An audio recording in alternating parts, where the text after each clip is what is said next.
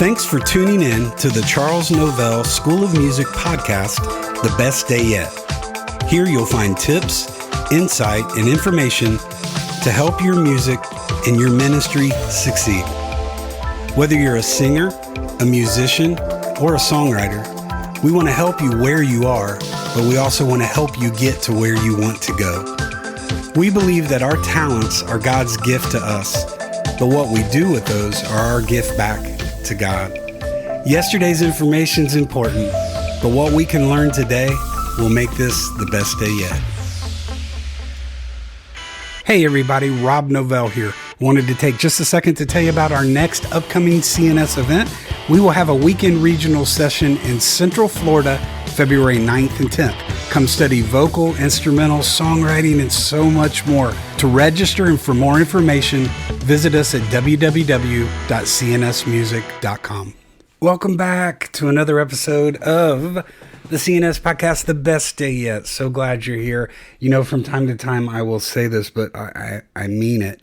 Thank you for being here. You are sacrificing and taking time out of your schedule to tune in to see what we're going to talk about this week. And so I appreciate that. At Charles Novell School of Music, we are here, and what we're about is helping people. And the Best Day Yet podcast is just simply an extension of what we do through the Charles Novell School of Music. And man, getting really excited. We are officially here into 2024. And this year's school, July 14th through the 20th at Murray State University in Murray, Kentucky. Our theme this year is called It's Time. And God gave that to me, spoke that into me while we were at CNS 23, right in the middle of the week. And just excited. The meaning of that can mean so much, man. It's time that we further our music. It's time that we start doing those things we've put off. Songwriters, it's time to either finish that song, it's time to write another song, or you know what? Maybe it's time to start writing songs. I know one of our students, and I teach her on a weekly basis. Here recently, she has written her first song, and it's just really exciting when you see people step out into that journey. My dad felt this way with songwriting. He felt like everybody should write, because the best songs come out of personal experiences. No one can share your story like you can share your story. And this young lady, she has been through quite a bit, and God, she's still standing. You know what? That's the most encouraging thing about serving the Lord is, regardless of what we face, you know what? We find ourselves still standing on the other side of those storms. And, you know, I've shared a lot over many of these podcasts, but within 17 months, I lost my dad and I lost my big brother, Jeff Stice. And you know what? It's January of 2024, and that's my testimony. We're still standing. We're still moving forward. God has so much for us to do, and it's time. Just like I shared our theme for the school, man, it's time to move on. It's time to move forward. Maybe it's time to move past some things. I know in 23, Rob left some things in 23 that aren't part of Rob's 24. So it's time maybe to move on. It's time to get back up, get back into things, move past, let go of things, move forward to new things. Man, it's time. And we're going to talk a little bit about that today. I'm excited about CNS coming up. A lot of neat opportunities for CNS this year, and already moving into 25. We are planning some things, and that's exciting. Seeing God move, seeing God work, seeing God bless our efforts, and we're seeing growth at CNS, but that's exciting, but only because that means that's new people and more people that we can help perfect their vocals, their singing, perfect their instrumental, be it piano, guitar, drums, whatever instrument they play, or their songwriting.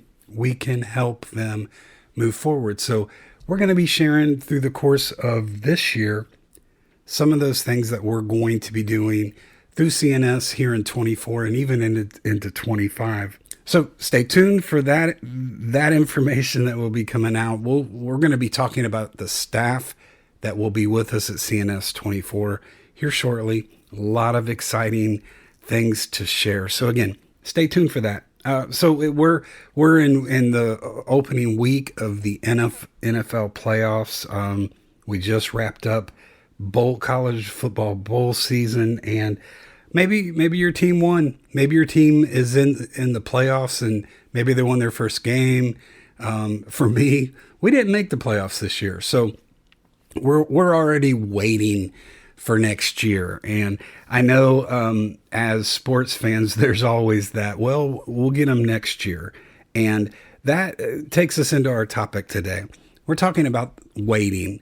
And you know what? The waiting thing, that can be a really, really hard thing, depending what it is that you're waiting on. We're going to talk several things. You know, we, in life, we find ourselves waiting all the time. You know, maybe on some of those nights that the day is long, we wait to fall asleep.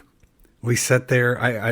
I saw somebody post on social media a week or so ago. They said their superhero ability is to stay awake and not sleep. So sometimes we're waiting at night to fall asleep.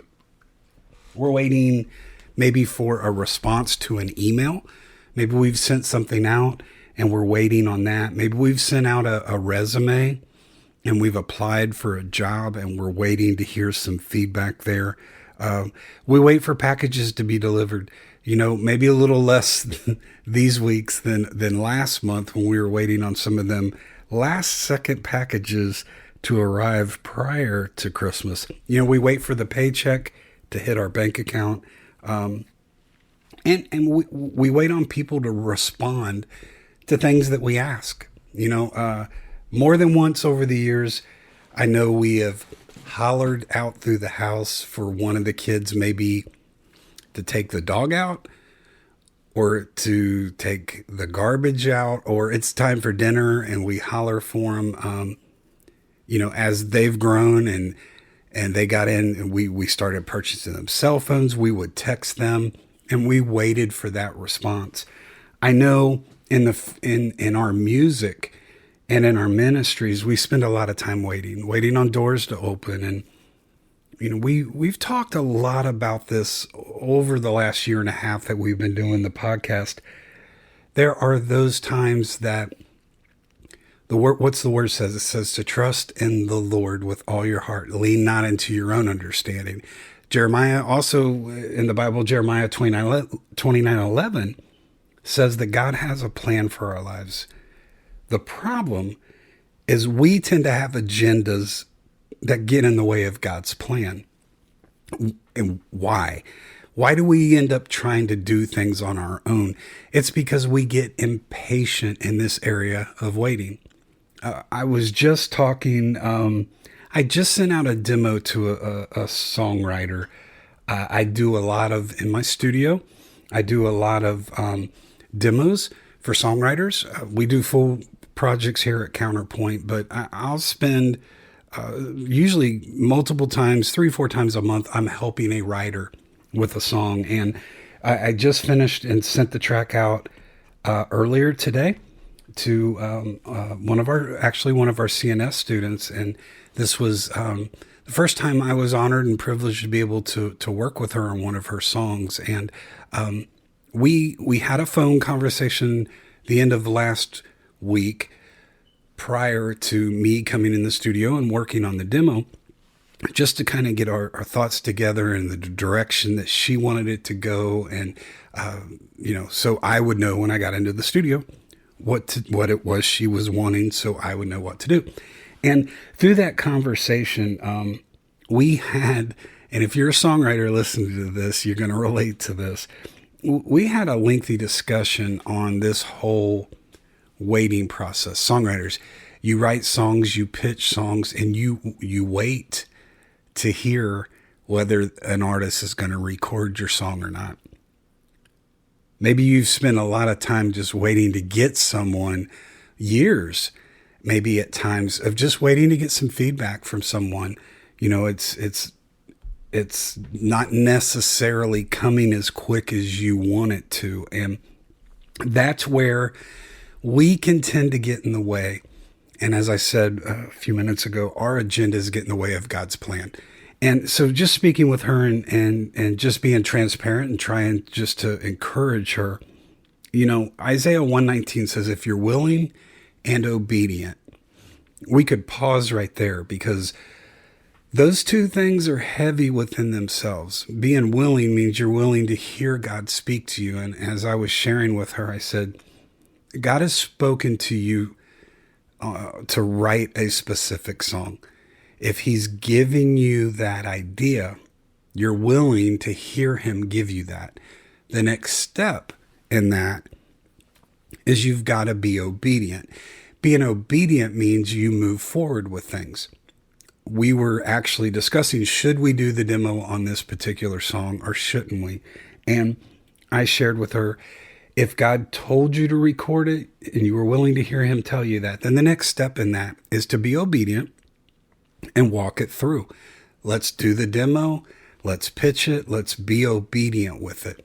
The rest of that scripture says you'll eat from the best of the land. If you're willing and obedient, you'll eat from the best of the land. Now, eating the best of the land, and I've shared this, for me, that doesn't mean I drive a Maserati and live in a 6,000 square foot home. For me, God's blessings on my life, and there are so many, I don't have time to share them. But I have a great house. I have an amazing wife, 2 ridiculously amazing kids, an okay dog. Nobody's coming to tow cars out of the driveway. The bills are being met. For me, that's the best of the land. That's eating from the best of the land. God is my the ultimate provider in my life. I had someone share with me that I had worked for, and they were trying to get me, I do a lot of things, and they were trying to get me to stop the other things and give them all of my attention. And that's just not the way things were structured to work.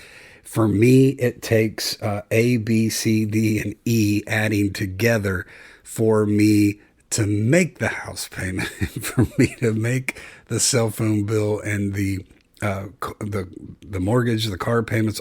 For me to make ends meet, it takes A, B, C, D. It takes everything that I do. And within that conversation, I was told just not to forget where my bread was buttered. And that just, it struck me funny, because not one person, not one source, not one thing that I do is my provider. My provider is Jehovah Elohim, God over everything in my life. God is my ultimate source of provision, not man, not title, not job, not, what I've been called to do or what I do. I've been willing to hear him say, hey, do this. I'm obedient to walk it through. Then that's where provision. So we have to do the first 2 parts of that scripture. So waiting, y'all, is just part of it. A couple examples here for me. Grew up in this school. This is all I'd ever known as a kid. James Blackwood hired my dad in 1962. By 72, Dad became the dean of the school. The school was the Stamps Conservatory of Music at the time my dad was hired in. The Blackwoods, the Spears, J.D. Sumner, and the Stamps were all involved in the school. So growing up as a kid, I would see the Stamps, the Blackwoods, the Spears roll in their buses, and I told God at a very young age, I want to do that. That's what I want to do. And really, even as much as I desired to do it, I think I was already operating from the call that God had on my life to actually do that. And so I grew up wanting nothing more than to climb on a bus and go out and play gospel music. And that opportunity didn't come for me as soon as I wanted it to come. I was in high school. Still, the dream was getting even more real. And little did I know that the struggle was also getting more real. I didn't want to go to college. That wasn't on Rob's plan or his agenda. Let's back up and correct myself, because I was getting in the way of what God needed it to do. I wanted to graduate high school, get on a bus, and go, and that wasn't what God had intended for me. And musically, I believe I was ready to go, but it wasn't until finally that door opened for me in my early 20s, probably 4 or 5 years later than Rob wanted to do things. Once that door finally opened and I got out there, I realized it wasn't musically as to the delay and things. It was spiritually. Not that I wasn't saved, and not that I wasn't living for the Lord, but from a ministry standpoint, not only was I, had I joined a group, and not only was I traveling and getting to play music, which I always wanted to do, but with that came the responsibility of being part of a ministry. And there was a night that we did the service, and on the second set we wound things down, and that particular night we felt led to give an altar call. And so I was playing during the altar service, and the altar's filled with people, and God said, you know what, put that bass down and get down there and pray with those people. And so I did. I was willing to hear him. I was obedient to put the bass down and move. And when I got to the altar and began praying with people, and they began sharing why they were there, it very quickly came to me that probably 4 or 5 years earlier, I wouldn't have been prepared to handle those situations. So bottom line is this: God knows what he's doing. And, within the waiting game, we just simply have to wait and trust him and trust his process in the waiting. So we talked earlier about some things that we wait on. I know growing up, I loved going to, I grew up in Cincinnati, Ohio, and we had an amazing, it's still there, an amazing amusement park, a theme park called Kings Island. And I would get season passes every year. And the majority of my summers growing up were spent, at Kings Island. And what do you do when you go to amusement parks? You wait in line for rides. When you go to the grocery store, I went to Kroger the other day, and Kroger's getting as bad as Walmart. They had all these lanes, but only a couple of them were open, and the checkout lanes were clear back into the aisles of the grocery store. And so we spend time waiting there at the grocery store. Recently flew to St. Louis and from Atlanta to St. Louis and back. And it wasn't really, actually, the Atlanta side was easier. Leaving St. Louis, man, I waited for like an hour at security. Took forever to get through. So, we've already talked today about the natural process of waiting. It's something we do on a daily basis. But what does it mean to wait on God? That's kind of where I want to get with things today. We wait on him. And what do we wait on him? Why are we waiting on him? We wait on him for what? Psalms 27, 13 and 14 will help us with this. It says, I remain confident of this. I will see the goodness of the Lord in the land of the living. Wait for the Lord, be strong, take heart, and wait for the Lord. My dad would tell me, Robbie, trust God, wait on God. When I have been in some situations of decisions and, the whole should I stay or should I go type of thing, my dad would tell me, Robbie, don't move until God tells you to move. That's where our agendas get in the way of God's plan. There are so many times, and I've seen it within music and Christian music, gospel music, the ministry side. People take that step before they should take the step. And then what happens? Things don't work out. And then you start, when you work on your time frame, then you start to have to deal, cope, and correct things like bitterness. Things don't go your way and you get upset by it. And you start to blame everything and everybody but yourself. And we tend, when we get out of God's plan and work off our agendas, it's our fault. We tend to be the one to mess things up. And, so it's just, it is so hard. But the end game, y'all, it is so much safer to trust God and rely on Him. So we're waiting on God to open doors. As I shared with that songwriter the other day, I just told her, I said, look, it has to be God's timing. We have to get out of the way. We have to be willing. We have to obey Isaiah 1:19. We have to be willing and obedient. But then let's step back and get out of the way and let God do His job. I love saying this. I shared this with some people that were in the studio the other day. God is really, really good at His job when we get out of the way and we give Him the room to do His job.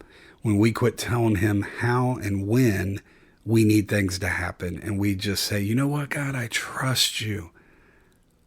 Open the door and I will be ready to walk through it when you see fit. So we got to just simply wait and trust on Him. And here, let me share this with you. Here is the resume of the God that we wait on. He measures all the waters of the earth in the palm of His hand, marks off the heavens, and He collects every particle of dust on earth in a basket. That is said in Isaiah 40:12.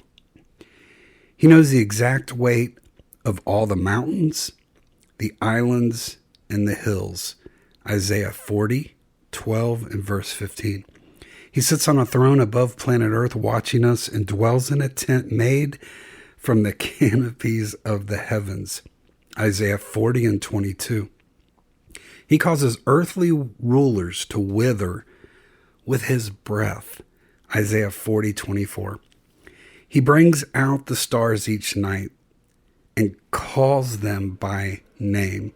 Isaiah 40:26. This is the big God that we serve. Why in our right minds would we think we can tell Him how, what, and when? No, you all, can we get out of the way and let God be God? I know with CNS, one of the things, and you know what, if you disagree with me, email me at info@cnsmusic.com and we will start a dialogue. This is how I believe. And if you differ with me, man, reach out to me. Let's talk. I love conversation. So we can talk about this. Someone said to me, boy, Robbie, with what CNS is what you're experiencing, the growth and how God is opening doors with CNS. Don't you wish your dad could see this? Y'all, I believe my dad sees every bit of this. In fact, I believe my dad is still running the Charles Novell School of Music. He just, in January 17th of 2020, he had his office moved to the penthouse floor. And I believe he's looking down and seeing everything that is transpiring. But in the flesh, in the natural, I do wish that there were some things that he could be here to see. We had talks over the years about things that we wanted to do with CNS that are happening now. We're living them. We're walking them out.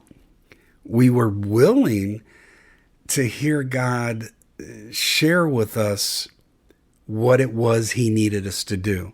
We were willing to take that to prayer. We were willing to, you know what, push the plate back and fast over things that we wanted to see happen with CNS.